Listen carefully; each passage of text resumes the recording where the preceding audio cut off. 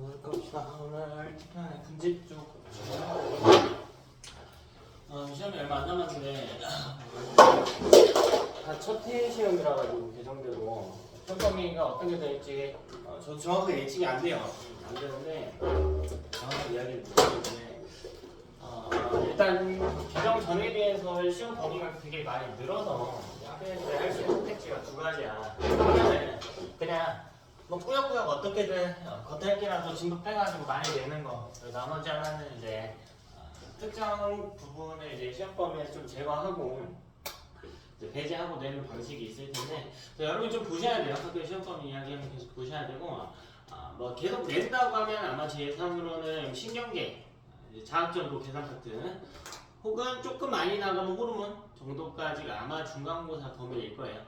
그래서 최대한 다음 주 조금 더 걸리면은 그 다음 주까지 해서 우리 진도 마무리는 할 거고 계속 진도만 빼고 있어서 문제풀이도 많이 못하고 있는데 앞부분 좀 이번 주부터는 앞에 했던 거랑 좀 중첩해가지고 계속 테스트 볼 거거든요. 자료도 제가 그렇게 드릴 거니까 우리 진도 당장 나가는 것도 바쁘지만 우리 시험 대비하기 위해서 앞부분도 같이 좀 보셔야 되니까 조금 스포트 올려가지고 합시다. 오늘 가장 먼저 이 분집이라고 하는 것부터 한번 분집 우리 생태계에서 구분을 좀 해봤을 때 생물적 요인과 비생물적 요인으로 구분할 수 있었고 생물적 요인과 거의 같은 표현이 분집이라고 표현을 했었어.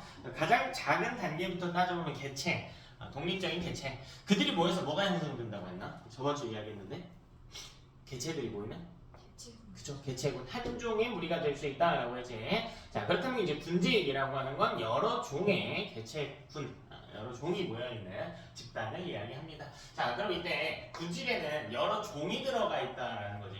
그럼 이때 뭘 먼저 볼 거냐면 이 군집을 구성하는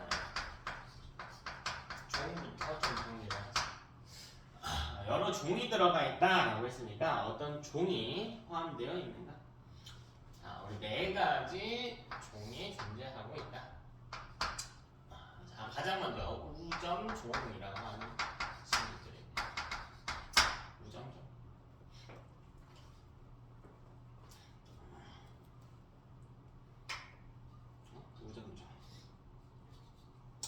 자, 우점종은 쉽게 이야기하면 이 개체 수가 가장 많은 종이에요. 개체 수가 가장 많은 종.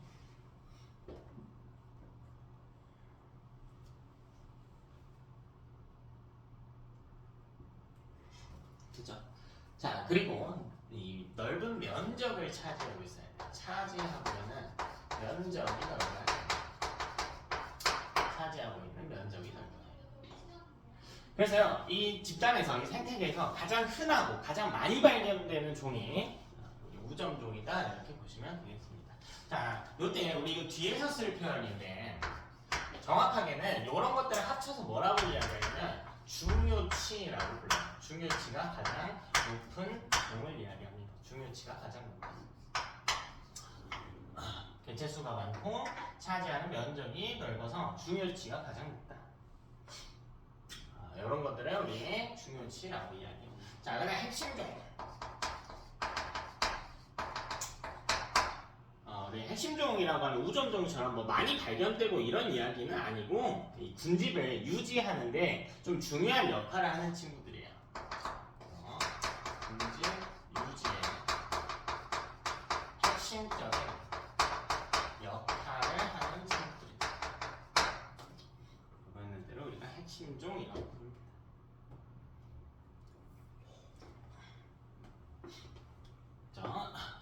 군집을 유지한다라고 하는데 어떤 식으로 유지를 하냐면 예를 들면 비버, 우리나라의 수달 이런 친구들 보면 이 강에서 물이 잘 원활하게 흐를 수 있게 도와주죠. 이런 애들이 이제 핵심종이 됩니다.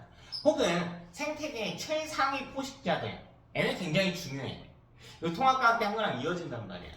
최상위 포식자가 있어야만 이 하위 종들의 먹이사슬 하위 종들의 개체수 유지가 되겠지. 개체수가 이제 우리 저번 주에 이야기했던 포식과 피식 이런 것들에 따라서 이제 조절이 되어야겠죠.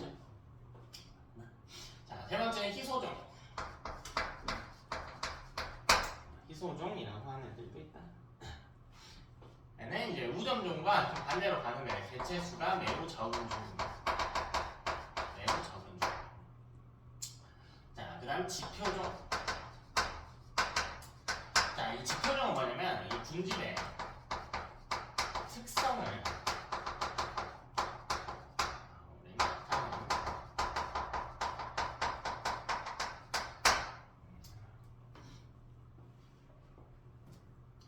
군집의 특성을 나타내는 종이 되겠습니다.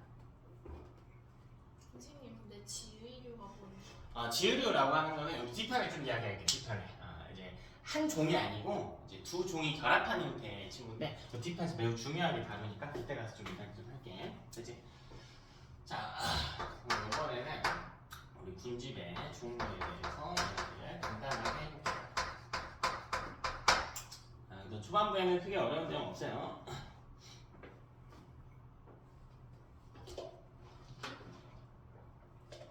자, 먼저 첫 번째로 육상 군집이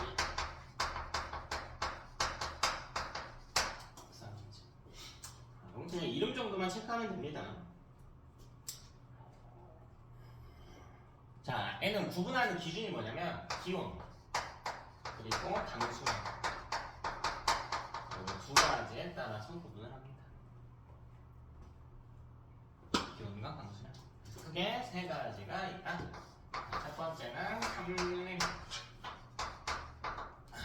두 번째는 초원, 세 번째는 사막.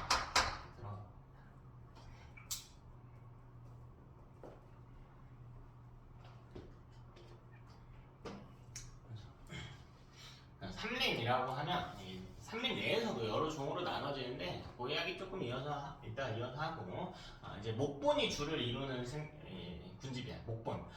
목본이라고 하면 나무거든요. 나무.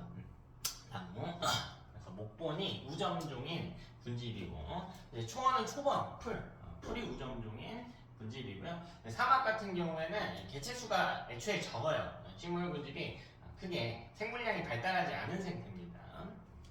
뭐 이런 부분 알겠죠? 요거에 따라서 나누니까 여러분 그냥 강수량 많다, 중간이다, 적다 이렇게 정도만 보시면 되겠고 자, 두 번째로 수상군집.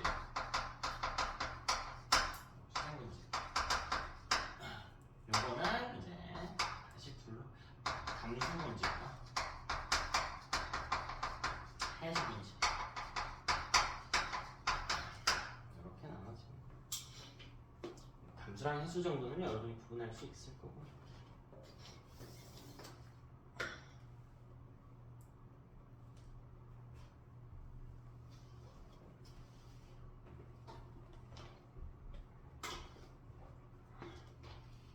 됐죠? 자, 이번에는 군집을 좀 구분을 해볼 겁니다. 그래서 군집들 구분을 했는데 어디에 분포하는지 좀 볼까요? 군집의 생태 분포라고 하는 걸 간단하게 보면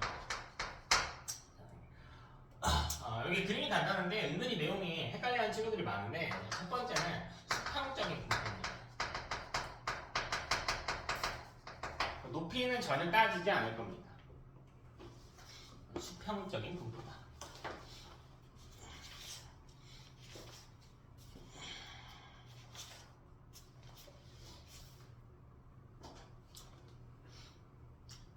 수평적인 분포다. 그냥 세모난 모양으로 나타내는. 수평적인 분포다라고 하는 것 자체가 의미하는 게 이제 높이는 전혀 고려하지 않겠다라는 이야기겠죠. 높이는 고려하지 않겠다. 그러니까 우리 지구가 이렇게 있을 때 중간에 있는 산 같은 거 다 무시하고 그냥 여기 따라서 걸어보겠다는 거예요. 지면에 따라서 이렇게 걸어보면서 관측을 하겠대. 자, 그럼 무슨 차이가 발생하냐면요. 여기는 저위도고요. 여기는 이제 고위도입니다. 그럼 저위도랑 고위도의 가장 극단적인 차이가 뭐니? 제일 큰 차이가 뭐예요? 그렇죠. 태양 고도가 달라지죠. 태양 고도가 달라집니다. 여기가 태양 고도가 높죠. 저위도가. 그래서 태양 에너지의 밀집률이 더 높아서 여기가 온도가 높습니다. 온도가. 따라서 아래쪽을 저위도라고 하고 여기가 고위도라고 해봅시다. 그럼 봐봐요. 이쪽으로 갈수록 온도가 어떻게 된다는 이야기야. 온도가 높아진다라는 이야기죠. 그럼 이 따뜻한 구역에서는 어떤 식물들이 자랄 수 있는가? 어떤 군집이 분포할 수 있는가? 이런 이야기를 해보죠. 나눠보면 여기가 이제 밑에가 다 열대일 텐데 열대겠죠. 지금 우리 이 기온 군집 종류 중에 육상군집에 대해서만 다룰까요? 수생군집은 좀 어려워서 우리가 고이 때는 안 다루고 이제 뒤편에 좀 다룰게요. 뒤편 한참 뒤에. 보면요, 이 더운 동네이기는 한데 그래서 우리가 기온에 대한 이야기는 했는데 강수량에 대한 이야기는 표현할 수가 없잖아요. 그래서 요 내에서도 좌우로 이야기를 해보자고. 그냥 왼쪽이 강수량이 많고 오른쪽이 강수량이 적다라고 이야기를 해보자. 그냥 이 정도로 이야기를 해보자고. 이야기를. 됐나? 자, 그럼 이렇게 또 나눠지겠죠. 내부에서. 그래서 이쪽이 열대. 근데 비가 많이 와.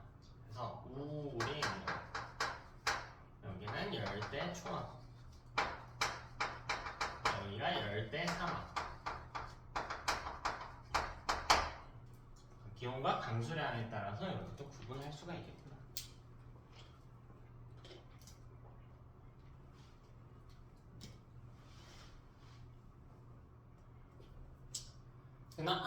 그럼 이 뒤에는 똑같이. 여기 똑같을 거 아니야, 얘들아. 여기가 열대 우림이라며. 그치? 여기는 뭐예요? 아니지, 봐봐. 그 저온도에서 올라갔죠? 어떻게 올라갔어? 조금 더 어떻게 돼서? 온도가 올라갔잖아. 올라가면 고緯도 쪽으로 가서 온도가 조금 어떻게 돼? 낮아지잖아. 그러니까 온도에 대한 표현부터 들어가야지. 뭐가 들어가면 돼? 온대 정도 들어가면 되겠죠. 마일드나 온대 정도 들어가면 되겠지. 그래서 여기는 그럼 온대 우림인가요? 아니, 우림까지 비가 많이 오진 않아. 왜냐면 여러분 이거 이제 기본적인 위도에 따른 강수량 차이기 때문인데 저위도는 애초에 온도가 많이 높죠. 그래서 이 상승 기류가 매우 강해요. 그래서 구름이 엄청나게 많이 발달하거든. 애초에 비가 많이 오는 동네인 거야. 그러니까 열대에서는 비가 많이 오면 우림이라고 부르거든요. 근데 온대에서는 비가 많이 온다고 해서 우림까지는 아니야. 그래서 온대 지방인데 비가 많이 와. 그럼 이런 동네를 어떻게 부르냐면 낙엽수림 이렇게 불러. 낙엽수림. 낙엽수림. 그다음 뭐 이제 중간은 뭐 온대 초원이 있을 거고. 조금 크게 그렸나? 여기 온대 사막 뭐 이 정도 들어가지면 되겠습니다.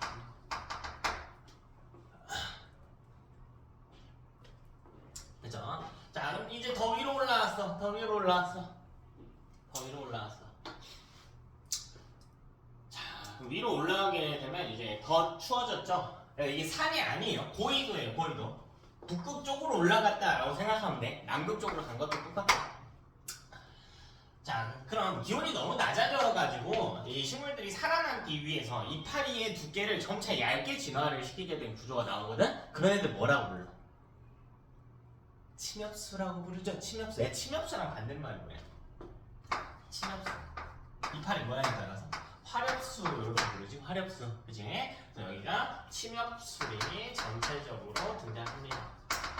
물론 오른쪽으로 갈수록 나무의 이 군집에 나무가 차지하고 있는 생체량은 줄어들겠죠. 그러니까 나무의 숫자가 줄어든다고. 숫자. 자리. 가장 위쪽으로 가면 이제 툰드라. 북방에는 툰드라 지대가 발달하게 됩니다.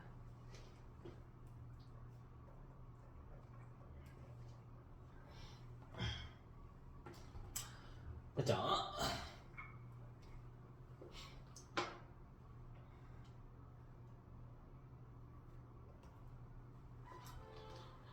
자, 두 번째는 수직분포입니다. 육상군집의 수직분포. 이거는 높이에 대한 이야기를 하는 거야. 그러니까 이건 산이 아니에요. 그냥 이건 모델인 거고, 이게 너네 그림 때문에 헷갈려하는데 이거는 산이야. 이건 산입니다. 무슨 말인지 알겠어? 이거 올라갈수록 이라는 뜻이야. 산에서.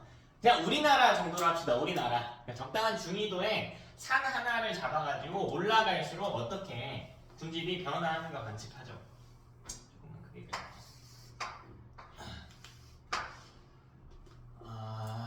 조향하는 거 조금 디테일하게 하자. 네, 그럼 봐봐. 위로 올라갈수록 이것도 똑같죠. 어떤 특징이 나타나니? 어떤 특징이?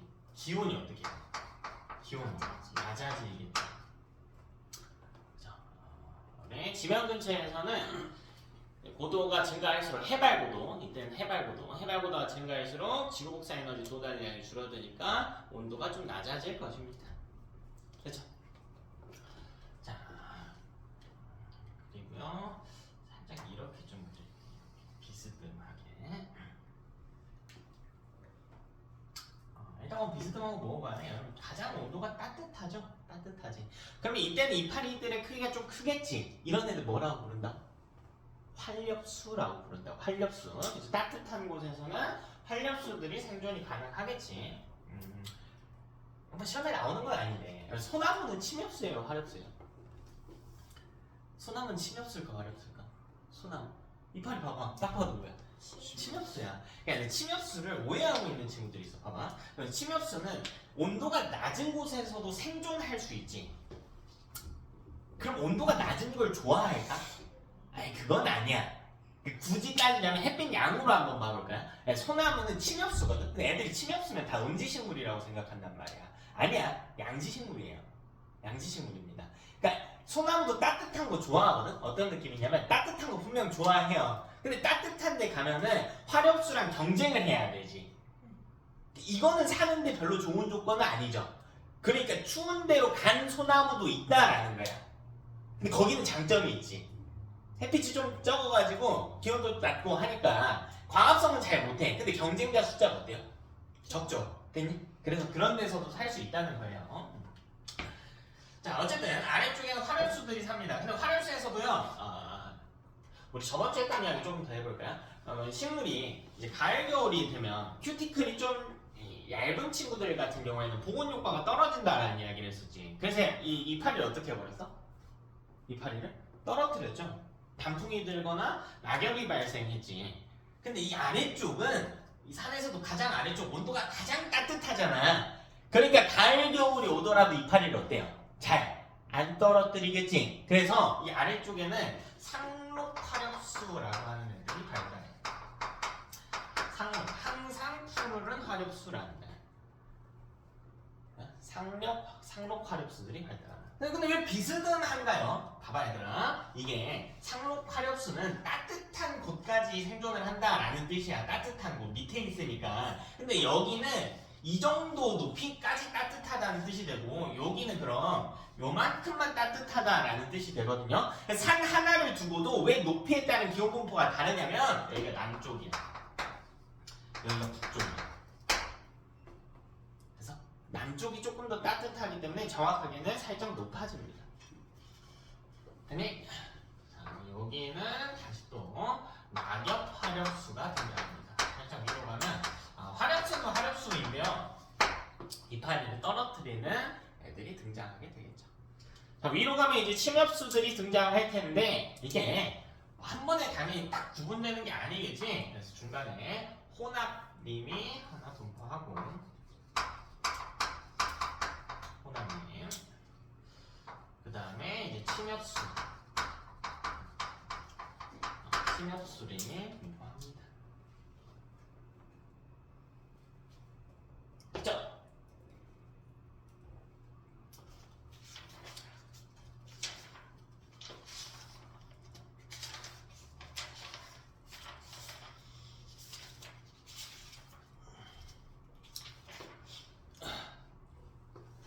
우리 군집의 분포에 따라서 좀 이야기를 해봤다. 가장 위에는 뭐가 발달하냐면 이제 나무들이 잘 생장할 수가 없겠죠. 관목님이 발달하게 됩니다. 관목님. 잠깐 우리 코레나무 삼림에 존재하는 이 나무들 한번 좀 볼게요. 나무들. 이때 이제 높이에 따른 식물 군집의 형태를 좀 군집 내 종들의 형태를 좀 살펴볼게요. 자, 일단 이렇게 키가 큰 나무가 있다고 해봅시다. 자, 나무들은 다 목본이라고 부르거든. 자, 요런 애들은 우리가 교목이라고 부르. 교목.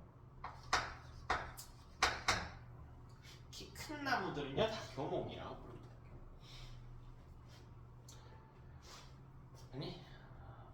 한 15m 넘어가면 다 교목이라고. 그리고 요것보다 살짝 작으면 아교목이라고 불러요. 아교목까지 포함하면 한 8m부터 다 교목이라고 그냥. 이 정도 표현만 좀 볼게. 자, 키가 작은 이런 나무들도 있을 거 아니야. 자, 얘네는 관목이라고 불러요. 관목.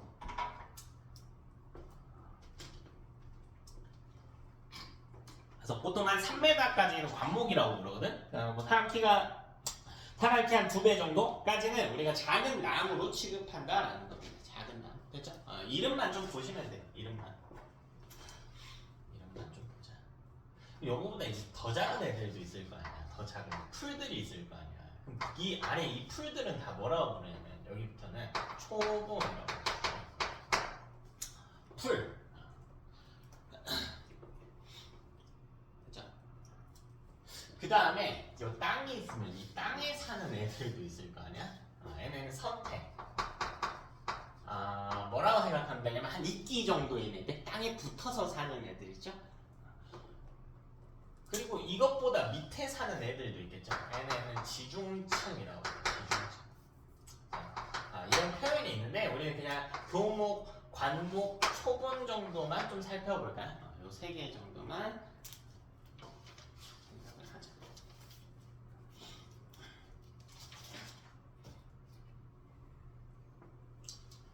이제 요 수직분포에서 우리 관목 이야기가 나와서 제가 이 높이에 따라서 이름을 좀 다르게 불러드렸어요. 요게 막 직접적으로 시험에 나오거나 하진 않아요. 그죠? 맨 끝에는 맨 높이는 생장량이 많은 에너지를 쓸 수가 없기 때문에 애초에 총 강화 성능 자체가 적죠. 관목들이 발달한다. 다음으로는 이 군집이 어떻게 만들어지는지 좀 군집이 이제 만들어지는 과정을 천이라고 그래요. 그래서 이 천이가 일어나는 과정에 대해서 좀 살펴봅시다. 자, 그럼 이때 일단 천이라고 하는 것을 구분을 좀 해볼게요. 구분을 좀 해야 돼요. 생각나는 구분하는 거 진짜 중요해요. 내용 이해하는 것도 중요하지만, 자, 가장 먼저 1차 천이 하고 2차 천이로 나누어집니다. 1차 천이와 2차 천이로 나누어집니다.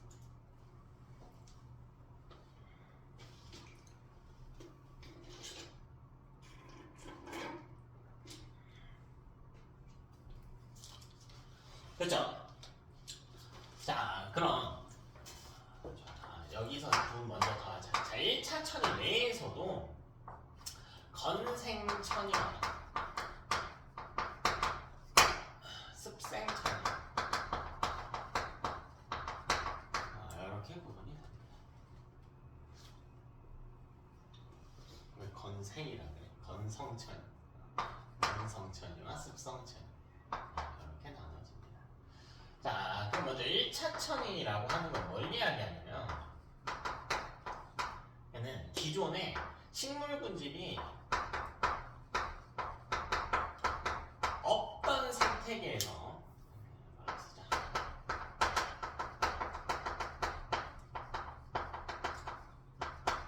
시작이 되는 겁니다.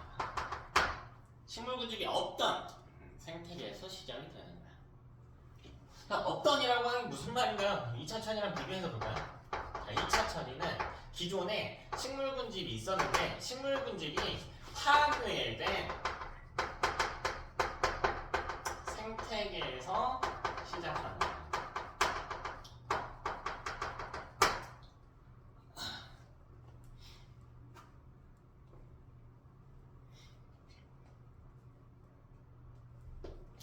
그치?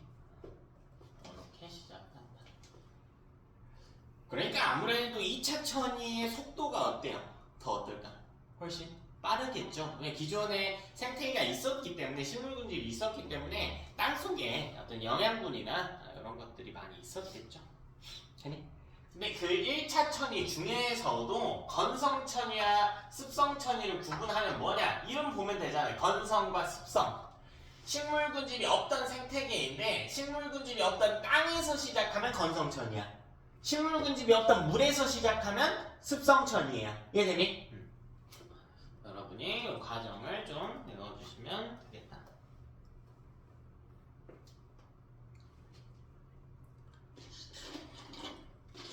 하나. 그럼 첫 번째 우리 건성천이부터 한번 살펴봅시다. 쭉 외우셔야 돼요. 요건 다 외우셔야 돼. 자, 얘는 식물 군집이 없던 맨땅에서부터 출발합니다. 맨땅. 보통 용암돼지 이런 표현으로 많이 나와요. 용암돼지.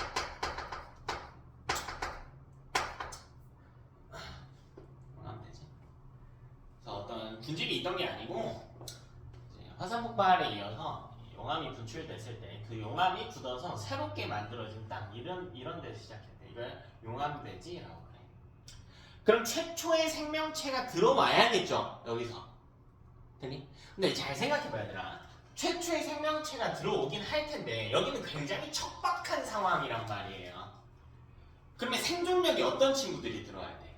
아주 강한 친구들이 들어와야겠지. 그러니까 여기에 문제가 뭐냐면 식물은 뭘 해야만 해요? 그렇죠. 광합성 해야만 하겠지. 그럼 광합성 하려면 뭐가 필요해? 빛도 필요하고요. 근데 빛은 뭐 여기 새로 생겨났다고 해도 햇빛이 주는 거니까 또 이산화탄소 또 물. 그죠? 자, 이런 무기물들이 필요하단 말이에요. 무기물들이. 그치? 그런 무기물이 많이 있을까? 아니, 거의 없겠죠. 여기 뭐가 없어요. 그래서 애초에 우리가 식물이라고 부르는 애들이 들어오는 게 아니고 누가 들어와 주냐면 생존력이 매우 강한 지으류라고 하는 친구가 들어옵니다. 지으류. 우리 연우가 물어봤는데 자, 이거를 건성천의 개척자라고 불러요.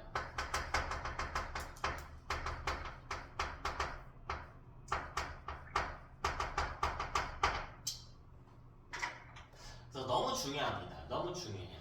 그래서 생김새 한번 볼까요? 자, 얘는 어떤 역할을 수행하고 있냐면 정확히는 조류하고요 균류가 같이 붙어 다니는 집단이야. 한 종을 이야기하는 게 아닙니다. 이때 이 조류는 당연히 닭 같은 애들 아니고 우리 선태 같은 애들, 그러니까 땅에 딱 처박혀가지고 우리 보통 이제 남조류, 해조류 이런 애들 생각하시면 되거든. 광합성 하는데 목본이나 초본은 또 아니야. 이런 애들, 그치? 키가 훨씬 작은 애들, 이런 애들을 지으류라고 부릅니다. 자, 근데 조류도 뭘 할 수가 있냐면 광합성을 할 수 있단 말이에요. 그럼 이렇게 유기물을 공급할 수가 있어. 균류에게. 균류면 버섯, 세균, 곰팡이 이런 애들이란 말이지. 그런 애들이 분해자죠. 분해자. 버섯, 세균, 곰팡이. 그죠? 곰팡이가 이제 균류거든요. 균류. 그러니까 얘는 분해자야. 분해자. 분해자는 유기물을 뭘 해? 뭘로 바꿔줘? 유기물. 무기물로 바꾸지. 그러니까 이렇게 다시 돌아간단 말이야. 그러니까 얘네는요 지들끼리 서로 이 물질을 주고 받으면서 살 수 있는 애들인 거지. 그러니까 이 생존력이 굉장히 강하죠. 됐나? 그래서 얘가 내용적으로 많이 등장해요. 기왕에 적었으니까 하나만 더 합시다. 지우기 중요하니까. 자, 얘는 일종의 뭐이기도 하냐면요 지표종이기도.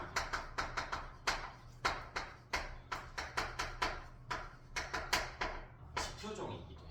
아까 지표종이라고 하면 이제 군집을 구성하는 종 중에 해당 군집의 식성을 알려주는 종이다 이런 이야기를 했거든. 얘는 뭘 이야기하냐면요 이산화황의 농도가 매우 낮을 때만 생존 가능한 애들이야. 그래서 공기가 좀 깨끗할 때만 살 수 있는 애들입니다. 쉽게 이야기하면. 그죠?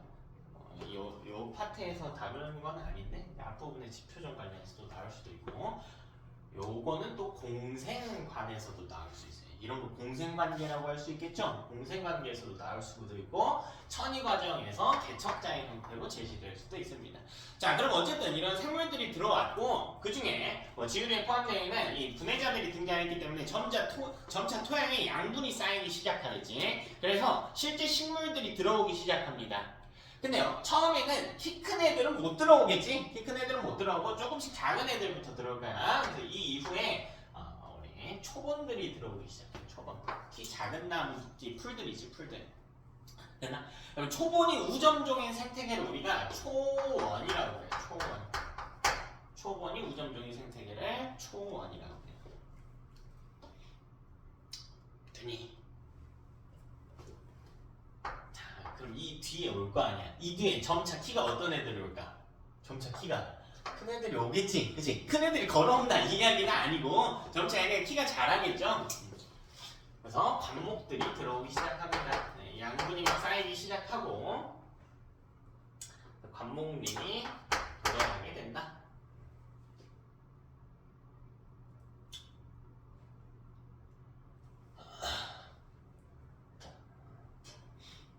근데 여러분 무조건 이렇게 갈 수 있다는 건 아니에요. 이렇게 림이 오면 3림이죠. 3림이 되려면은 충분한 기온과 강수량이 확보가 된 상태여야만 해. 그지? 자, 그럼 이 다음에는 이제 교목의 등장이 있겠죠. 교목의 등장이 있는데 첫 번째로 먼저 등장하는 게 누구냐면 양수림입니다. 네, 교목이에요. 교목입니다. 교목이야. 양수림. 우리 양수라고 하면 햇빛이 잘 드는 곳에서 자라는 식물들을 이야기하죠. 그 왜 양수림이 먼저 왔는가에 대한 이야기를 해볼까요? 이때 이유가 두 가지가 있어. 자, 첫 번째는 양수의 반대말이 뭡니까? 음수겠죠. 왜 대체 얘가 음수보다 빨리 왔는가? 빨리 도래했는가? 자, 첫 번째는 양수의 종자의 이동 속도가 더 빠릅니다. 양수 종자의 이동 속도가 더 빨라요. 됐나? 자, 두 번째로 이 상황을 이해해야 돼. 이때 당시에는 이 숲에 키가 초본이 좀 있고요, 키 작은 나무들 좀 있고 이랬을 거 아니야. 그러니까 지면에 도달하는 햇빛의 양이 어땠을까? 좀 많았겠죠. 근데 이게 시간이 지나면 지날수록 나무가 막 키 큰 애들이 들어올 거 아니야. 그럼 지면에 도달한 햇빛 양은 어때요? 적어지겠지. 근데 지금 당장은 어떤 상태야? 햇빛의 양이 많은 상태지. 우리 저번 주에 이런 이야기 했죠. 이 그래프 기억나니 얘들아? 오늘 시험에도 냈는데 요거 기억나요? 요거 기억나니? 그러면 햇빛의 양이 셀 때 더 많은 순생산량을 확보할 수 있는 건 양수란 말이에요. 이해돼? 그래서 두 번째는 이때 당시에는 지면에 빛 도달률이 높을 때는 양수의 생장 속도가 더 큰 겁니다. 이해되니? 여러분 이유까지는 직접적으로 내는 경우가 많진 않은데 이해하려면 좀 필요하겠죠. 자, 그럼 이 이후에 어떻게 되나 봅시다. 이 이후에요, 슬슬 음수림들이 들어오기 시작합니다. 그리고요, 음수들이 살기가 좋아져. 자, 왜 그런지 생각해볼까? 자, 일단은 양수와 음수가 섞이게 돼요. 이거 호남림이라고 해요. 근데 이때 중요한 게, 이때 오른쪽으로 천이가 진행될수록 지면에 빛 도달률이 어떻게 된다? 감소한다. 막 나무들이 막 이렇게 들어올 거 아니야. 그럼 지면에 빛 도달률이 떨어진다고요. 그럼 지면에는 누가 있냐면, 물론 뭐 초본, 선택 이런 애들도 있겠지만 양수나 음수의 묘목이 있겠지. 근데 양수 같은 경우에는 햇빛이 셀 때는요 더 잘 자라는 특성이 있기는 하거든요. 근데 햇빛이 없으면 더 못 자라지. 햇빛의 양이 적을 때도 생존 가능한 건 누굽니까? 음수죠. 그러니까 최소한 생존이 가능하려면 빛의 세기가 보상점 정도 돼야 된단 말이야. 근데 음수는 보상점이 낮단 말이에요. 따라서 지면의 빛 도달률이 줄어들기 때문에 점차 시간이 갈수록 음수의 묘목이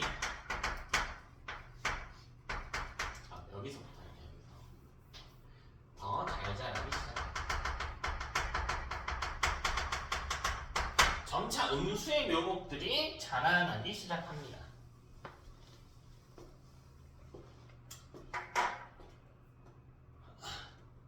그러면 이제 기존에 살고 있던 양수들이야. 고개 빳빳이 들고 햇빛 받고 살겠지만 양수의 묘목들은 자라 못 자라. 아니 못 자라겠죠. 양수의 묘목들은 못 자랍니다. 이미 키 큰 나무들이 자리를 잡고 있기 때문에 지면에 빛이 못 와서요. 근데 음수의 묘목은 계속 자라잖아. 헷갈리면 안 되는 거. 음수는 햇빛 많다고 싫어해? 그건 아니야. 그게 아니죠. 햇빛 많아도 잘 자라요. 적을 때도 잘 자라는 애들인 거지. 근데 충분히 많으면 양수가 더 잘 자라는 느낌인 거고. 오케이? 그래서 이 뒤로는 음수들만 생존하기 시작합니다. 이제 나이 든 양수들, 양수도 이미 키 큰 애들은 상관이 없거든요.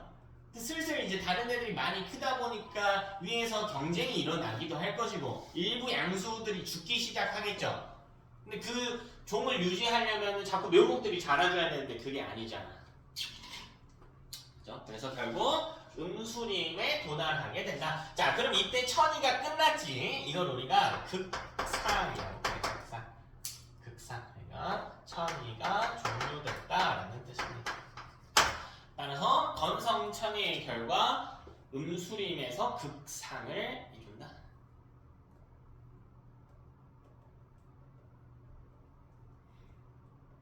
그럼 극상은 어떤 상태인 거예요? 그렇죠. 천이가 그러니까 여기서 군집의 변화가 없는 상태를 극상이라고 그래.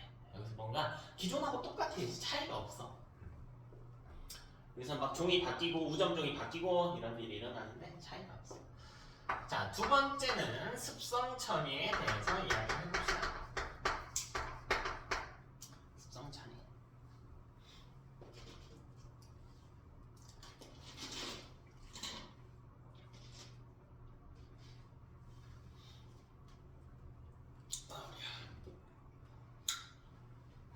여기는 기존에 생명체가 없던 어떤 무릉덩이 같은 데서 시작하는 겁니다.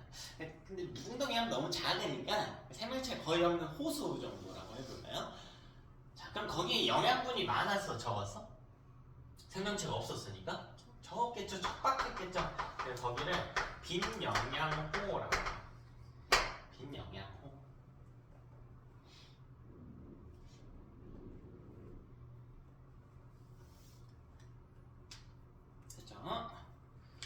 자, 그럼 빈영양후에 점차 유기물이 퇴적되기 시작합니다.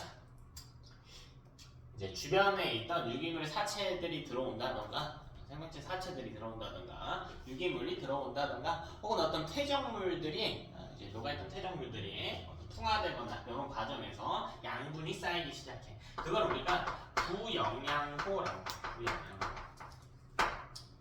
호수인데 양분이 좀 늘었어.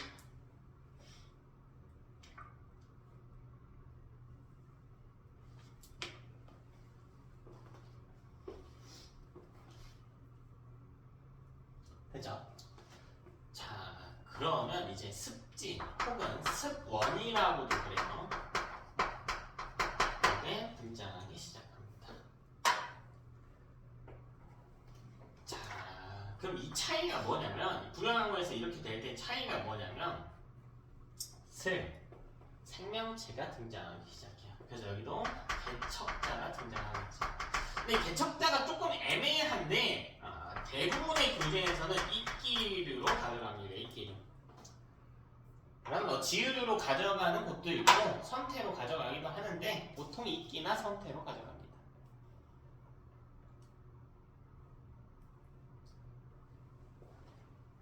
됐죠? 자, 그럼 이 뒤에 어떻게 되냐면 이제 얘네가 들어왔다라고 하는 거. 얘는 광합성 하기 위해서 물을 어떻게 해? 물을 흡수하지. 그러니까 봐봐, 느낌이 봐봐. 점차 호수에서 습지 정도로 됐단 말이야. 그럼 얘네가 계속 자라다 보면 광합성하려고 물 계속 빨아들이면 물이 더 없어지겠지. 그럼 이 다음에 등장할 건 뭘까? 이 다음에 등장할 건 초원이죠. 초원이지. 됐어? 그리고 이 뒤로는 똑같단 말이에요. 똑같아. A랑 똑같아져. 다시 건성천이랑. 이해돼서? 똑같다는 거 우리 순서대로 한번 해볼까? 관목림 온다고 했지. 키 작은 애들. 그다음 이제 키 큰 교목들 온다고 했죠. 근데 교목들 중에서도 뭐가 먼저 온대? 양수랑 음수 중에? 양수. 그 다음에 호남림 됐어? 그 다음 음수림 요렇게 온다.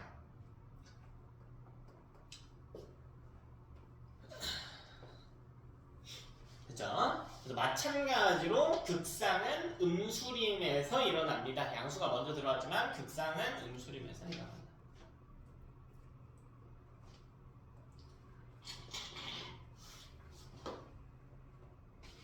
어려운 게 없다. 자, 세 번째는 2차 천리. 그러니까 여기는 애초에 생명체가 살고 있던 곳이에요. 근데 그게 타기가 됐어. 타기가 됐어. 그러니까 예를 들면 이런 데서 시작하는 거야. 산불 이후에 산림이 있었다. 산불이 있다. 산불이 일어난 어떤 군직이 있었다고 합시다. 그럼 여기서 시작하는 거야. 근데 여기는 이미 양분 같은 것들이 다 있단 말이에요. 토양 속에.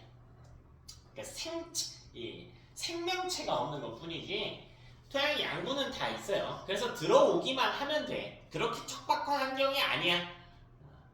그래서 어떤 이끼나 물을 흡수해줄 이끼나 뭐 양분을 계속 쌓아줄 수 있는 지유류 같은 애들이 필요하지 않습니다. 그래서 바로 초원이 옵니다. 이 시기도 똑같아요. 똑같아요. 그러니까 시작점에 차이가 있다는 거지. 시작점에 차이가 있다.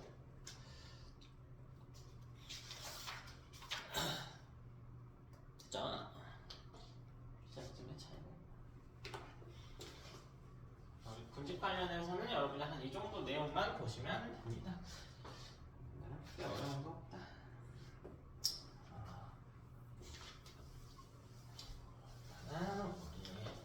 다음으로 넘어와서요. 우리가 앞부분에 한 이야기들은 군집들이 어떻게 생겼고 어떻게 구분이 되고 그 차이는 무엇에 따라서 좀 달라지고 군집이 만들어지는 과정들은 또 어떻게 되나 정리를 좀 해봤는데 요번에는 요 이야기를 좀 해볼게요. 군집 내 상호작용에 대한 이야기를 해볼게요. 군집 내에서 일어나는 상호작용. 군집 내에서 일어나는 상호작용. 우리 저번 주에 했던 거랑 좀 차이가 있죠. 저번 주에도 상호작용 배웠는데, 은사 기억나니? 5개 배웠는데. 저번 주엔 개체군 내의 상호작용 5개 배웠거든요. 기억나니? 뭐 있니? 토세, 리더제, 순재, 가족생활, 사회생활. 네, 좋습니다. 자, 이건 한 종 내에서 일어나는 거죠. 근데 요거 보면 군집 내란 말이 여러 종 내야. 즉 종간이에요. 종간. 여러 종이 있는 집단 내에서기 때문에 종 간의 상호작용을 이야기하는 겁니다.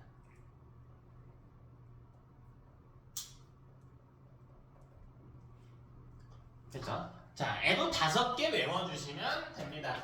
자, 저번 주에는 제가 앞글자만 따서 텃순리사가 하면 된다고 했거든.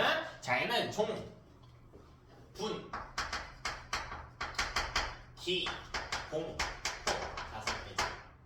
종분, 기공, 종분, 기공토. 자, 그럼 첫 번째 종부터 봅시다. 종은 뭐냐면 종간 경쟁이에요.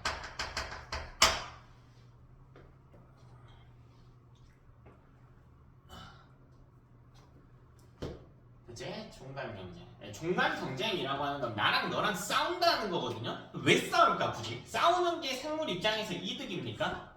아니요, 손해겠지. 싸우는 행위 자체는. 근데 그럼에도 싸운다고 하는 건 내 안위를 조금 내려놓으면서까지 싸운다고 하는 건 싸워야만 하는 이유가 있기 때문이야. 그건 생물적인 자원들이 필요하기 때문이겠죠. 그게 뭐가 있을까?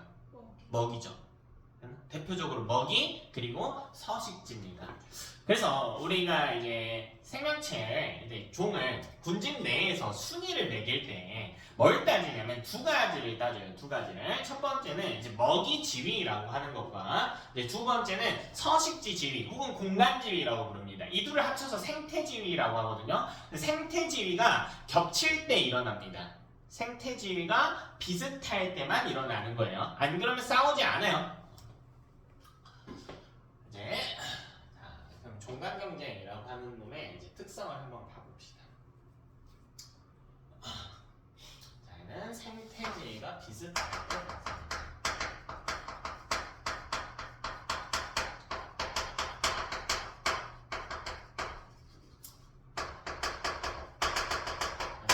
본인의 서식지와 먹이를 다른 종에 뺏기지 않기 위한 행동입니다.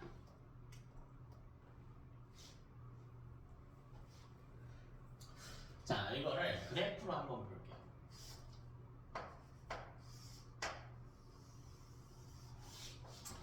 자, 그럼 이거 시간에 따른 개체수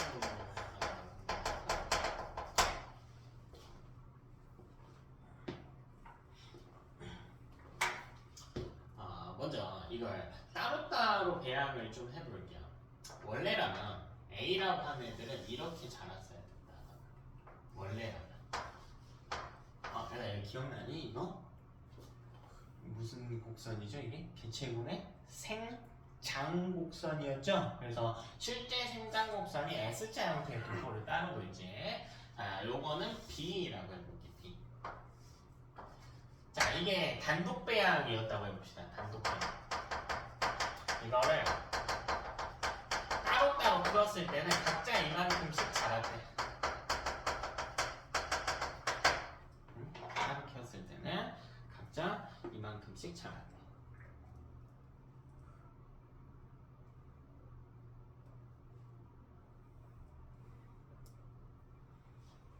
그러면 이거를 같이 배양을 좀 해볼까요? 혼합시켜서 배양을 해봅시다. 자, 그럼 A 입장에서는 봐봐. 둘 중에 결국 이긴 건 A라고 해볼게. 둘 중에 결국 이긴 건 A라고 해봅시다. 자, 근데 A 입장에서는 개체수가 처음에 요렇게 가파르게 올랐었는데 경쟁할 만한 종하고 같이 두면 성장하는 속도가 어때요? 개체군이 커가는 속도가 느려지겠죠. 그래서 그래프가 전체적으로 내려오겠지. 그래서 요렇게 들어가겠지. 이게 A죠. A. 내려오지. 근데 뭐 나중에 가면 거의 이렇게 될 겁니다. 그죠? 다 B를 다 죽였다고 쳤을 때. 되네? 자, 근데 B 입장에서도 어때요? 손해죠? 싸움은 손해요. 둘 다 손해요. 이득 보는 관계는 없어. 근데 어쩔 수 없지.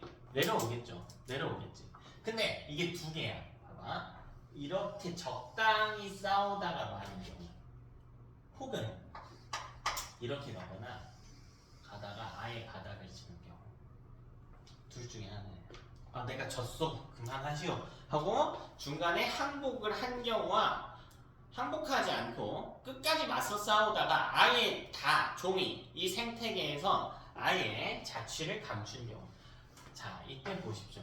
자, 얘는 경쟁에서 밀려서 완전히 이 종이 사라지게 됐지. 경쟁에 밀려. 이걸 경쟁 베타 원리라고 불러요. 자, 이게 무슨 말이냐면 경쟁에 밀려 완전히 사라진 경우입니다.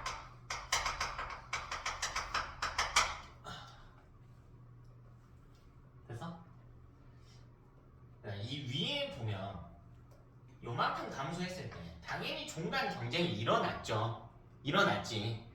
근데 요 위에랑 다르게 요 때는 일어났으면서 아예 다 사라졌단 말이야. 그러면 둘 다 종간 경쟁이 일어난 건 맞지만 여기는 경쟁 베타는 안 일어난 거고 요건 경쟁 베타 원리가 적용된 케이스입니다. 구분하셔야 돼요. 종간 경쟁이라고 해서 무조건 경쟁 베타가 적용되는 게 아니야. 완전히 멸절한 경우만 종간 경쟁이 적용됐다, 경쟁 베타가 적용됐다라고 하는 겁니다.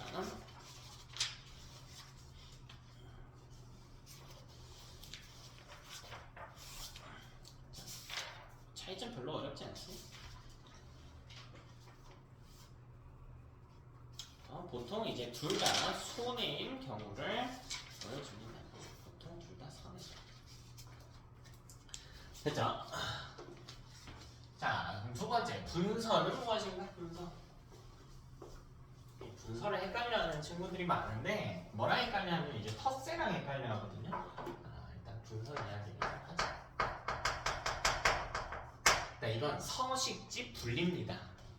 서식지 분리예요.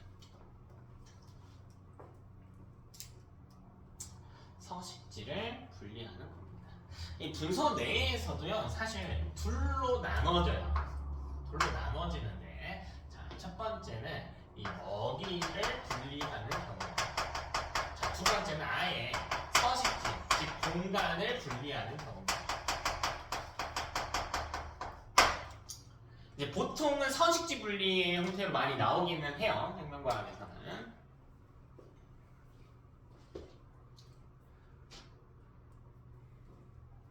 그러니까 너랑 나랑 겹쳐 뭔가가 겹쳐. 그러니까 우리 애도 생태지위가 비슷할 때는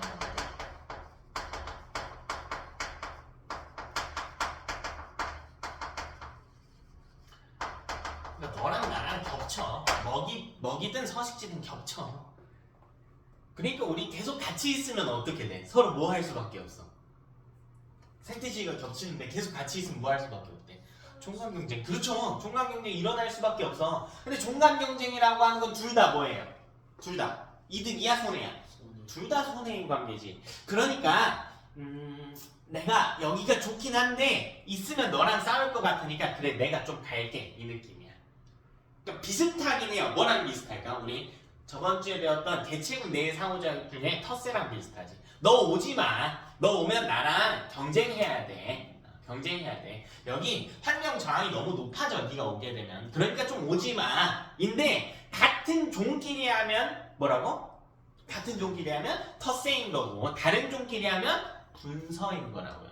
이해되니? 그래서 구분을 좀 명확하게 하셔야 합니다. 예를 들어 봅시다. 좀 다른 형태의 그래프를 한번 볼까요? 다른 형태의 그래프를 한번 볼까요? 자, 여기 x 값이 이렇게 서식지고요. y 값이 먹이라고 해볼까요? 여기 a라고 하는 애가 이렇게 있어. 자, 여기 b라고 하는 애가 있어. 그러니까 겹치잖아. 겹치잖아. 뭐 이 정도는 많이 겹친 건 아닌데 겹치잖아요.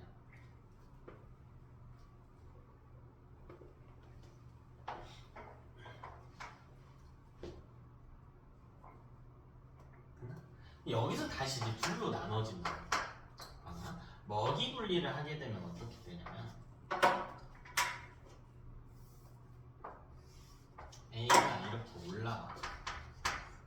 자, 중요한 건 x 값은 변하면 안 돼. x 값은 변하면 안 되고 그대로 있어. x 값은 똑같이.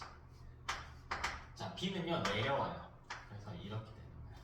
그러니까 너랑 나랑 지금 겹치는 서식지가 있기는 하는데 최소한 y값, 즉 먹이는 겹치지 말자라는 거야. 너 저것만 좀 먹어. 내가 뭐 예를 들면 귀뚜라미도 먹고 여치도 먹고 사마귀도 먹는데 내가 그냥 이렇게 내가 다를 먹어. 근데 얘는 다를 먹어. 예, 그러니까 야 우리 최소한 다는 좀 먹지 말자. 이렇게 살자. 혹은 나만 먹자. 요게 이제 먹이 분리입니다. 먹이 분리. 먹이 분리. 근데 자 서식지 분리라고 한다면 얘가 왼쪽으로 오는 거지. 왼쪽 오른쪽 이렇게 가는 거야.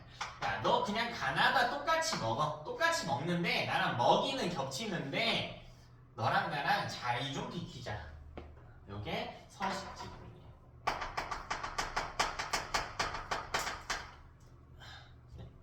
그래서 분선은 두 형태로 나눠지게 된다. 근데 먹이랑 서식지 동시에. 네, 동시에 분리할 수도 있겠죠. 실제로는 이게 우리가 이론상으로 배우기 때문에 딱딱 끊어져서 이야기를 하지만 사실 동시에 일어나는 경우가 훨씬 많지. 실제로는. 근데 그 안에서 내용을 구분해 보자는 거야. 내용을 구분하자.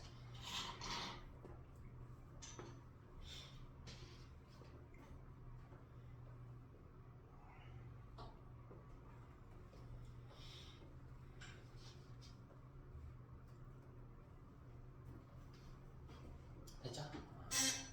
우리끼리 싸우면 좀 손해야. 안 그래도 살기 팍팍한데 좀 나눠서 살자. 먹이든 서식지든 나눠서 살자. 자, 그래서 보통 이런 걸 많이 하는 애들이 이제 저기들이 많이 하거든요. 물고기들, 어류들이 좀 많이 해요. 어류들이. 왜냐면 이 육상동물들 같은 경우에는 이 생태계 내에서 이 포식과 피식에 의해서 조절되는 경우가 훨씬 많거든요. 왜냐면 얘네는 태생적으로 좀 체격이나 힘적인 면에서 차이가 좀 많이 나. 근데 물고기들은 그게 좀 애매한 친구들이 있어요. 등치가 비슷하고 서로 잡아먹긴 애매한 관계들이 되게 많단 말이야. 물론 육상 생태계에서 많이 일어나요. 그래서 이제 보통 피라미 같은 거 보면 피라미랑 은어라고 해서 비슷한 종의 어류들이 있어요. 걔네가 보통 녹조류 먹거든요. 녹조류. 근데 둘이 합쳐졌어. 생태계가 합쳐졌어. 그럼 둘 중에 한 놈 양보를 해야 될 거 아니야. 그죠? 둘 중에 한 놈 양보를 할 때 이제 피라미가 수소곤충이라고 해서 물가에 사는 작은 이제 곤충들 애를 잡아먹기 시작하거든요. 그런 게 이제 먹이 분리의 예시겠지. 보면 작은 하천이 있다고. 피라미는 보통 요 하천의 중심부에서 생존을 하고 있거든. 요게 너네 예시로 아마 제일 많이 나올 거야. 근데 여기 갈견이라고 하는 생선들이 들어올 때가 있어. 이 피라미들이 뭐 하냐면 좌우로 빠져줘요. 이렇게 살게 돼. 이거는 그럼 뭐 분리야? 사실 서식지 분리죠. 서식지 분리인데 이 과정에서 당연히 좌우로 빠졌으니까 중심부하고 얘네가 먹는 먹이도 조금은 어떻게 돼? 달라지기야 하겠지. 그래서 완벽하게 딱딱 분리된 느낌은 아니긴 해요, 사실. 그런 느낌은 아니고. 그래서 서로 좀 양보하면서 살자. 이게 이제 분석입니다. 자, 저것도 생태계가 비슷할 때만 일어난다. 우리 뒤에 이어서 이야기할 건데. 종간경제는 두 종 입장에서 이게 이득인지 손해인지 보자. 일단 생물학적인 관점에서 이득이냐 손해냐 이걸 어떻게 따져야 되냐면 개체수 관점에서 보셔야 돼요. 그러니까 내가 기분이 좋고 나쁘다면 안 돼. 그럼 종간경제는 둘 중에 이득 보는 친구 있니 없니? 없죠. 둘 다 뭐예요? 결국엔 손해죠. 결국 손해입니다. 근데 분선은 이게 되게 애매해. 누가 손해라고 하기에는 분명 내가 중심부에 살고 있었는데 거기가 좋아. 근데 쪽방에 살게 된 거야. 그럼 기분이야 좋아 안 좋아? 안 좋겠지. 좀 양보했으니까. 근데 그렇다고 해서 우리 종의 숫자가 줄어들지는 않는단 말이죠. 손해라고 보긴 애매해. 근데 이제 분서도 종마다 차이가 엄청 심하겠지. 이게 내 서식지가 너무 국한된 경우에는 결국 우리 종의 숫자를 줄여야 될 때도 있거든요. 이건 뭐예요? 손해죠. 근데 이럴 때도 있어. 내가 옆으로 빠졌는데 거기 먹을 게 더 많아 오히려. 몰랐거든? 근데 먹을 게 더 많아. 그럼 개체수가 어떻게 돼요? 늘어나기도 하겠지. 그래서 분선은 이 손해를 따질 수 없는 이 상호작용의 예시야. 이거 디테일을 좀 정리는 해줄게. 종간경제는 무조건 손해다. 자, 그럼 세 번째로 들어온 기는 기생입니다. 기생은 무조건 한쪽이 손해를 봐야 돼. 손해를 봐야 돼. 한쪽이 손해를 봐야 된다. 그리고요, 한쪽은 이득을 봐야 합니다. 한쪽은 피해를 보되 한쪽은 이득을 보여야 된다. 여기는 한 종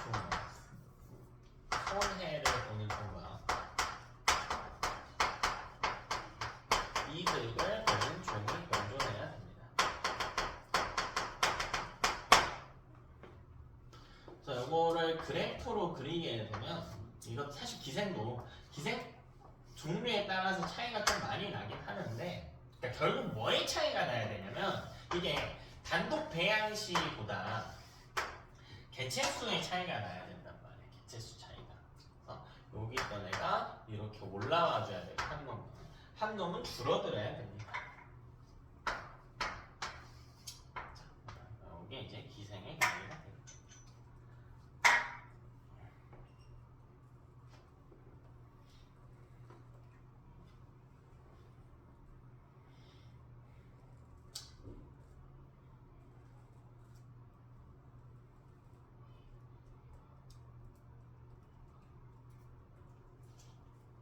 되니? 고요. 자, 우리 네 번째는 공생입니다. 네, 공생 내에서 다시 둘로 나눠져요. 자, 4-1번. 자, 먼저 현미공생.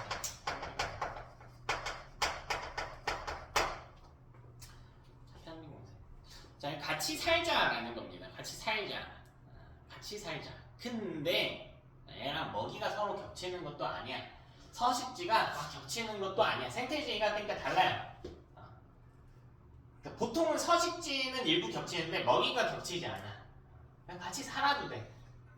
근데 그 과정에서 한쪽이 이득받기 전에. 근데 나머지는 손해를 보지 않습니다. 편리공생 한쪽 편만 이득을 보게 된다. 그렇죠? 한쪽 편만 이득을 보게 된다. 그러면은 이렇게 있을 때 그래프가 이렇게 돼요. 이게 따로따로 대항했을 때 그냥 얘만 이렇게 늘어나니까 얘는 변화 없어. 얘는 변화 없어. 한 놈만 이득을 본다. 그죠? 자, 4-2 공생 중에 상미 공생. 이거는 서로 이득이야.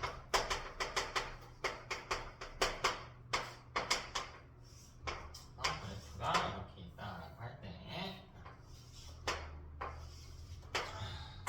서로 이득이 돼.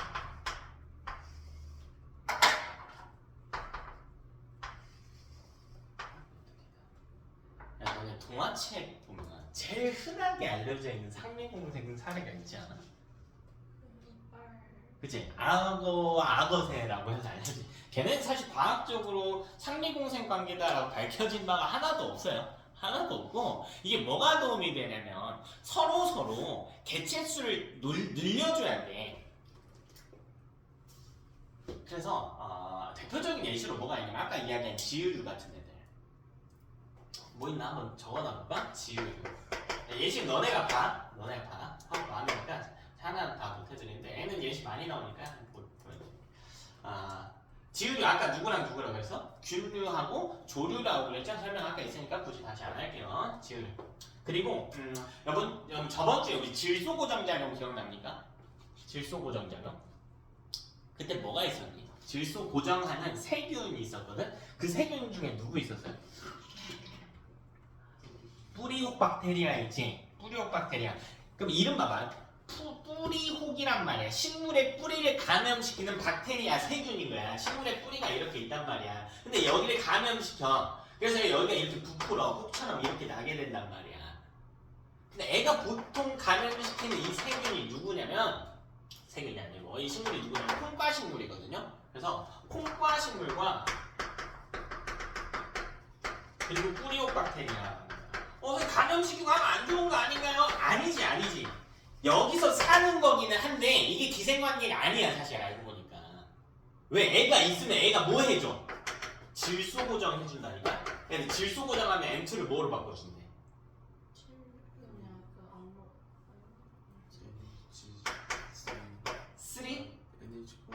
플러스 이런 암모늄 이온 형태로 바꿔준다고 했지. 그래서 이 식물이 흡수할 수 있도록 도와준다는 거잖아. 그치? 그러니까 식물도 도움을 받죠. 그럼 이게 편리공생이 아니라는 거야. 결국 이 식물의 뿌리가 있어야 애도 생존할 수 있는 장소가 있는 거고 식물로부터 생성된 광합성을 통해서 만들어낸 유기물을 공급받기도 한단 말이죠. 그니? 요런 애들도 저기다. 이거 나오면 기생관계로 많이 착각하는 경우들이 있는데 혹은 너네 니모 알아? 니모? 무슨 니모 볼 일이 없지 않나? 흰동가리라고 하거든요. 흰동가리랑 말미잘 같은 애들. 요런 애들도 대표적인 상미공생의 사례예요. 이제 흰동가리는 말미잘로부터 이제 숨을 장소를 보장받아. 포식자들이 막 쫓아올 때 말미잘 사이에 이렇게 숨을 수가 있고, 혹은 말미잘은 이제 흰동가리가 유인해오는 다른 어류들을 이제 섭취하기도 하고 하면서 서로 도움을 주고받는 관계입니다. 이런 애들이 있다. 이제 편리공생이라고 하면 그러니까 이런 거 헷갈려하는 애들이 많아. 혹시 여러분 고래 본 적 있나요? 고래 다 어떻게 생겼는지 알지? 저는 이제 고래를 굉장히 좋아하는 편인데 고래 다큐멘터리 같은 것도 많이 보는데요. 고래 보면 고래 밑에 맨날 붙어 다니는 애들이 있어. 누구인지 알아? 따개비. 고래랑 따개비. 이거 보면 고래 입장에서는 당연히 기분 좋아요, 안 좋아요? 안 좋지. 왜 안 좋을까? 붙어있어서 그냥 안 좋아? 붙어있어서 그냥 안 좋을까? 자, 문제가 뭐냐면 애가 헤엄칠 때 효율이 떨어져. 배 밑바닥에 따개비들이 엄청 붙거든요. 그러니까 붙는 과정에서 아프기도 할 것이고요. 그죠? 아프기도 할 것이고 이제 물론 체내에 문제가 생기기도 하겠지만 헤엄칠 때 효율이 떨어진단 말이에요. 무거워지니까 더 많은 에너지를 소비해야 돼. 따개비는 근데 고래로부터 이득을 본단 말이죠. 얘는 지 혼자 잘 못 돌아다니니까 고래한테 붙어가지고 이동을 해. 그리고 고래의 양분을 일부 흡수해 얘가. 그러니까 마치 뭐처럼 보이나? 기생처럼 보인단 말이지. 기생처럼 보인다고요. 근데 이거를 기억하면 되더라. 이 손해는 기분의 이야기가 아니라고. 개체수에 대한 이야기라고요. 그럼 따개비가 좀 붙었다고 해서 고래가 생식을 못하나? 그건 아니라는 거야. 그러니까 이건 편리공생 사례로 취급한다고. 이해되냐? 혹은 뭐 많아요. 예시는 뭐 해삼하고 이게 헷갈리는 게 아니면 그래 예시 좀 적어줄게. 수미고기라고 하는 애들이 있어. 해삼 어떻게 생겼는지 알아? 좀 기다랗게 생겼죠. 기다랗게 말캉말캉하고 좀 생겼는데 해삼에 이렇게 입이 있잖아요. 여기 해삼은 사실 좀 독특한데 우리 뒤편에 이런 생물종들의 특성들 다 배울 거야. 싹 다 종류 나눠가지고 나중에 가면 이제 정신이 나갈 거야 여러분이. 근데 해삼 되게 독특한 애예요. 어떤 특징이냐? 입하고 똥구멍이 똑같아 있는. 근데 수미고기가 뭐 하냐면 여기 들어갔다가 나가. 지 집처럼 쓰는 거야. 지 집처럼. 그럼 해삼 입장에서는 어떤 이득을 보냐? 아무 이득도 안 봐요. 아무 이득도 안 봐. 그러니까 이거랑 똑같은 애들이 있거든. 그 바닷가 나가서 조개 같은 거 잡을 때 보면요, 이 조개 속에 사는 개들이 있거든. 그런 애들이 이제 보통 속살이개라고 그래. 그래서 보통 그러면 조개가 크겠죠. 그래서 대합 큰 조개하고 대합 속살이개라고 해서 개인데 조개 안에 사는 애들이 있어. 그럼 개 입장에서는 이득이란 말이죠. 그런 애들이 있으면 포식자로부터 공격받을 때 보호를 받을 수가 있단 말이야. 근데 조개 입장에서 손해가 있거든? 그런 관계가 아니라고. 이것도 편리공생 사례라고. 물론 이제 해삼이나 조개들이 자꾸 지가 먹을 입 안으로 먹을 게 아니라 다른 애들이 들어오니까 기분이야 나쁘지만 개체수 보존에는 큰 영향이 없기 때문에 헷갈리시면 안 된다. 아니? 그럼 이것도 봐봐. 이제 너네가 해석을 할 수 있어야 돼. 예시는 내가 다 말 못해줘. 생태계 졸라 복잡하니까. 거북이가 돌아다녀. 거북이한테 입을 상어인데요. 이 입이 톱니처럼 생겨가지고 입을 이렇게 갖다 박는 애들이 있거든. 그 뭐 하냐면 그거 딱 갖다 박고요. 거북이 움직일 때 따라서 헤엄쳐. 이런 애들 빨판상어라고 그래. 이건 무슨 관계일까? 그쵸, 편리공생 사례인 거라고. 이런 것도 돼서 거북이 죽진 않아요. 그거 꽂는다고 죽진 않는데 편리공생의 사례가 되겠지. 그죠? 자, 다섯 번째로 마지막 포종, 포식과 피식일 겁니다. 네, 포식과 피식. 요거는 우리 저번 주에 이야기했던 부분이죠. 저번 주에 했던 부분이다. 그럼 얘는 한쪽 입장에서는 단기적으로 보자면 이익을 보겠죠. 먹는 놈 입장에서는. 되니? 잡아먹히는 종 입장에서는 뭐예요? 손해겠죠? 개체수가 줄어들기 때문에 손해겠지. 근데 이걸 장기적인 관점에서 보면, 장기적인 관점에서 봐볼까? 생태계 유지의 관점에서 보면 이건 주기적으로 변동을 하겠지. 우리 저번 주에 이야기했잖아요. 이거 기억나? 이렇게 해가지고 우리 원에서 여기 X종의 개체수 그리고 여기 Y의 개체수 해가지고 반시계로 돌리고 시계로 돌렸던 거 기억나요? 이거? 그래프 이렇게 도는 방향에 따라서 구분할 수 있었단 말이에요. 자, 여러분 이렇게 반시계로 돌 때는 뭐라 그랬어? X값이? X값이 뭐라 그랬어? 자, 이게 헷갈릴 수 있어요. 헷갈리면 우리가 상황을 하나 만들어 봅시다. 상황을 하나 만들어 보자. 아무거나 하나 만들어 볼게. 포식자든 피식자든 아무거나 하나 정해볼게. 태어나 뭐로? 너가 정해봐. 뭐로? 포식자 어떻게 할까요? 포식자 어떻게 할까요? 줄어도 감소시킬 거야? 오케이. 자, 그럼 여러분 포식자가 감소했대요. 그럼 이거랑 이 이후에 일어나야 될 일은 뭐니? 포식자가 감소하면 피식자 입장에서는 증가하고 동시에 뭐가 일어나야 돼? 동시에 피식자가 증가하면 포식자가 다시 증가해야겠지. 그럼 포식자가 증가한 상황에서 다시 피식자는 어떻게 되니? 감소하겠죠. 그럼 봐라. 이거 이후에 이렇게 돈단 말이지. 피식자가 감소하고 포식자가 어떻게 된 거야? 감소한 꼴이 되는 거죠. 됐나? 여기다가 말을 넣어보면 된다고. 말을 넣어보면 돼. 그럼 봐라. 얘는 이 구간 볼게요. 아무 구간이나 보세요. 이 구간 볼게요. 이게 첫 번째 구간이라고 해볼게요. 여기 첫 번째도 아무 상관없어요. 어차피 순환 사이클이기 때문에. 그러면 이때 x값과 y값에 대입을 해봐. x값 어떻게 돼요? 증가하고 y값도 어떻게 되고 있어? 증가. 둘 다 동시에 증가하는 구간이죠. 이거지. 이해되냐? 그럼 이 다음으로 오는 게 여기가 2번이잖아. 2번은 어떻게 돼? x값이 어떻게 돼? x가 어떻게 돼? 감소하지. 그리고 y값은요? 증가하지. 이거 다음에 이렇게 왔다고. 이거 다음에 올 일은 뭐야? 포식자가 증가하고 피식자가 어떻게 된 거야? 감소하는 거란 말이야. 이해되냐? 그럼 감소한 게 누구예요?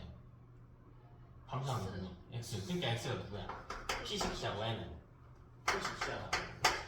이해됐어요? 여기도 아무나 너네 원하는 거 아무거나 집어. 아무거나. 여기 똑같은 구간 1번이라고 해볼까? 그럼 여기 1번이라고 x값 어떻게 돼? 감소했고 y값도 어떻게 돼요? 감소했지. 됐어? 그럼 여기가 2번일 거 아니야. 그럼 2번 구간에서는 x값 어떻게 돼? 감소하고 y값은 증가하고 있는 모델이잖아. 그럼 이 둘 다 감소하는 건 여기서 시작했다는 거거든. 잠깐만, 뭔가 하나 빠졌다 지금. 뭐가 빠졌나? 포괄 중에 하나 빠졌구나. 그치, 여기 중간에 하나 빠졌다. 쏘리. 여기 하나 빠졌죠. 포식자 감소, 피식자 증가. 이게 빠졌죠? 포괄 중에 하나 빠졌지. 그죠? 포식자 감소하고 피식자 증가하는 구간. 여기 빠졌다. 그래서 피식자 증가한 상태에서 포식자 증가한다고 나와야 되니까. 그쵸? 그래서 요 다음에 요거죠. 요거. 포식자 감소, 피식자 증가. 그럼 x가 뭐라고? 이번 x가 포식자 감소, 피식자 증가. 어떻게 찾는지 알겠어요? 장기적으로 보면 이런 주기적인 형태의 변동이 나타난다. 우리 간단하게 이득하고 손해의 관계만 좀 정리를 해봅시다.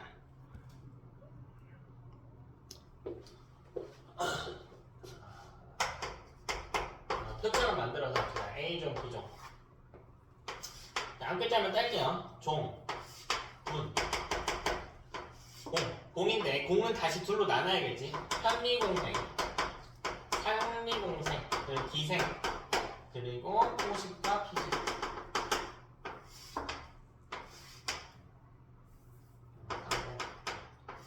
포식과 피식. 됐니? 종강경쟁 둘 다 뭐다? 둘 다 무조건 손해다. 둘 다 손해입니다. 됐죠? 자, 손해는 마이너스라고 할까? 됐지? 자, 분서 알 수 없습니다. 알 수 없습니다. 이렇게 헷갈리면 안 돼. 분서 손해 아니에요. 이득일 수도 있지만 아닐 수도 있어. 손해일 수도 있지만 아닐 수도 있고. 변화가 있을 수도 있고 없을 수도 있고. 편리공생 한 놈은 이득. 됐지? 한 놈은 그대로 변화 없어. 변화 없는 건 그냥 전 찍어봅시다. 그냥 상리공생 둘 다 이득의 관계. 기생 한쪽은 이득, 한쪽은 손해. 됐나? 자, 포식과 피식 한쪽은 이득, 한쪽은 손해. 그러나 장기적으로 보면 주기적 변동의 형태가 되겠다.